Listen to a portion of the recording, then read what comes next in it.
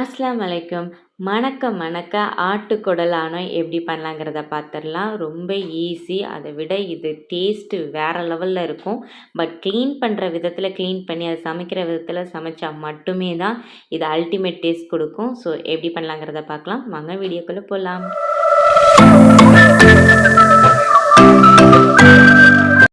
3 குழிக்கரண்டி அளவுக்கு நான் எண்ணெய் எடுத்திருக்கேன். 1½ டேபிள் ஸ்பூன் அளவுக்கு நெய் எடுத்திருக்கேன்.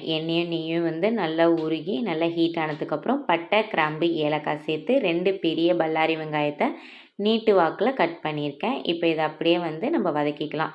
எல்லா வெங்காயமும் தனித்தனியாக வந்தது பிறகு நான் வந்து இப்போ உப்பு சேர்த்துக்கிட்டேன். இந்த ஸ்டேஜ்லேயே வந்து ஆனத்துக்கு உண்டான உப்பு சேர்த்துக்கோங்க. அதையும் வந்து நல்லா வதக்கிக்கலாம். இப்போது காரத்துக்கு தகுந்த மாதிரி மிளகாத்தூள், மஞ்சத்தூள் கொஞ்சம் அதிகமாகவே சேர்த்துக்கோங்க.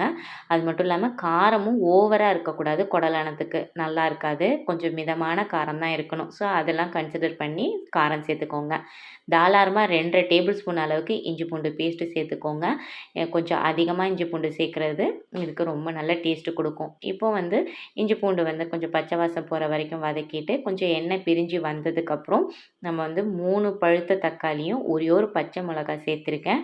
பச்சை மிளகாய் கீரைலாம் கூடாது, அப்படியே முழுசாக தான் சேர்த்துருக்கேன். இப்போ 4 டேபிள் ஸ்பூன் அளவுக்கு தயிர், இதையும் வந்து நல்லா வதக்கிக்கலாம்.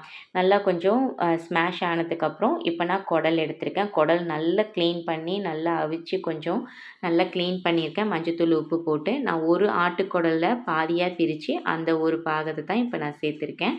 இப்போ இதை நல்லா வந்து வதக்கிக்கலாம்.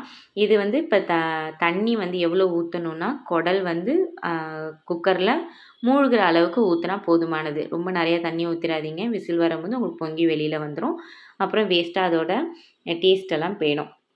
இப்போ ப்ரெஷர் கணக்கு வந்து என்னென்னா 1/2 மணி நேரம் லோ ஃப்ளேம்லேயே வச்சுட்டு எத்தனை விசில் வருதோ வரட்டும்.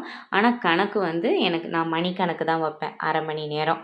1/2 மணி நேரம் வெந்ததுக்கப்புறம் நீங்கள் அடுப்பை ஆஃப் பண்ணிட்டு அப்படியே ப்ரெஷர் இறங்கட்டும்னு விட்டுருங்க. அதுக்கடையில் வந்து நம்ம தேங்காய் அரைச்சிடலாம். தேங்காய், கொஞ்சோண்டு கசகசா, 2 முந்திரி பருப்பு, ஜீரகம், பெருஞ்சீரகம் எல்லாம் வந்து 1/4 டேபிள் ஸ்பூன் நான் எடுத்திருக்கேன். இது கூடவே வந்து நம்ம தண்ணி சேர்த்து லைட்டாக வந்து தேங்காய் நல்லா ஃபைன் பேஸ்ட்டாக அரைச்சி வச்சுக்கோங்க. அப்புறம் ஒரு 5 டேபிள் ஸ்பூன் அளவுக்கு கடலப்பருப்பையும் நான் ஊற வச்சுருக்கேன். இப்போ ப்ரெஷர் கம்ப்ளீட்டாக அடங்கினதுக்கப்புறம் நீங்கள் வந்து குக்கர் திறந்து பார்த்தீங்கன்னா பாருங்கள், தண்ணி ஃபுல்லாக வந்து உங்களுக்கு வற்றி இருக்கும். இந்த அளவுக்கு உங்களுக்கு குடல் வெந்திருக்கணும். குடல் வேக வேக வீடே மணக்கும். உங்களுக்கு குடல் வந்து வெந்திருக்காண்டு லைட்டாக சிறுகுடலை எடுத்து நீங்கள் அழுத்தி பார்த்தீங்கன்னா சிறுகுடல் வந்து உங்களுக்கு பிஞ்சிரும். அந்த அளவுக்கு நல்லா வெந்திருக்கும். இப்போ என்ன பண்ண போகிறோன்னா இது கூடவே வந்து நம்ம அரைச்சி வச்சுருக்க தேங்காய், கடலப்பருப்பு எல்லாத்தையும் வந்து சேர்த்துக்கலாம். தேங்காய் வந்து தண்ணி ஊற்றாமல் அரைச்சிக்கோங்க. அப்போ தான் நல்லாயிருக்கும். இப்போது தேங்காய் வச்சிருந்த ஏனத்தில் கொஞ்சம் தண்ணி விட்டு சேர்த்துருக்கேன். அப்புறம் வந்து மிக்ஸி ஜார்லேயும் தண்ணி விட்டு அதையும் சேர்த்தாச்சு. ரொம்ப தண்ணி தடண்டு இருக்கக்கூடாது.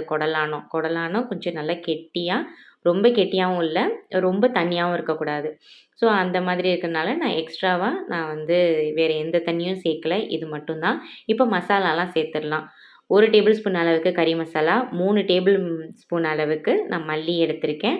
1/4 டேபிள் ஸ்பூன் அளவுக்கு நான் கொஞ்சோண்டு மிளகுத்தூள் எடுத்திருக்கேன். இப்போ இதை அப்படியே வந்து லோ ஃப்ளேமில் ஒரு 10 நிமிஷம் கொதிக்க விடுவோம். நல்லா மல்லி வாசம் வீடு ஃபுல்லாக மணக்கணும். இந்த ஸ்டேஜில் நீங்கள் எடுத்து பார்த்தீங்கன்னா நல்லா வந்து எண்ணெய் பிரிஞ்சு உங்களுக்கு தேங்காய்லேருந்து நல்லா உங்களுக்கு அந்த அரோமா கிடைக்கும்.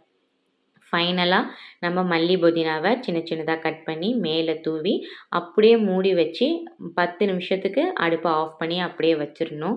அப்புறம் எடுத்து பாருங்கள், சும்மா கதண்டு எண்ணெய் பிரிஞ்சு நல்லா மேலே அந்த எண்ணெயோட ஆடை அப்படியே படிஞ்சு இருக்கும். அந்த அளவுக்கு கிரேவி மாதிரி இருக்கும். அட்டகாசமான டேஸ்ட்டாக இருக்கும். இடியாப்பம், ஒயிட் ரைஸு, இட்லி, தோசை சாப்பிட்டிங்கன்னா அல்டிமேட் டேஸ்ட்டில் இருக்கும். கண்டிப்பாக ட்ரை பண்ணி பாருங்கள். இந்த மாதிரி நீங்கள் ட்ரை பண்ணி பார்த்துட்டு அப்புறம் எகெயின் அண்ட் எகெயின் இதே மாதிரி செய்வீங்க. ஸோ நம்ம சேனலை ஃபஸ்ட் டைம் பார்க்குறதா மறக்காமல் சப்ஸ்கிரைப் பண்ணுங்கள். பிடிச்சிருந்தால் லைக் பண்ணுங்கள். உங்கள் ஃபேமிலி ஃப்ரெண்ட்ஸுக்கு ஷேர் பண்ணுங்கள். மறக்காமல் இந்த ரெசிபியை ட்ரை பண்ணி பாருங்கள். தேங்க்ஸ் ஃபார் வாட்சிங்.